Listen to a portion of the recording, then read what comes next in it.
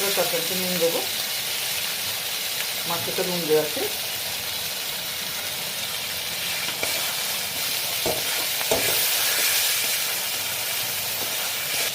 মশলাটা আমার কষা হয়ে গেছে, পাঁচ থেকে তেলগুলো সব ছেড়ে দিয়েছে। এটা মশলা ভাজার গন্ধ বেরিয়েছে, ওটা দেখেও বোঝা যায় মশলাটা কতখানি ভাজা হয়েছে। এরপরে দিচ্ছি সর্ষে বাটা,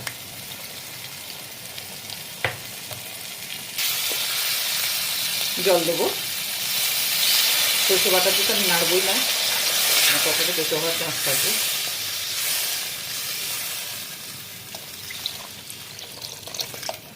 কচুটা সেদ্ধ হবে, ঝোলটা ফুটবে, ওই জন্য জলটা পরিমাণ মতো দিয়ে দিলাম।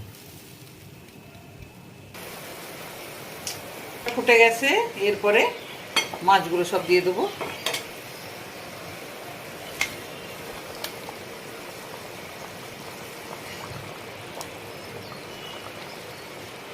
মাছগুলো দিয়ে দিলাম, আর একবার ঢাকা দিয়ে দেবো।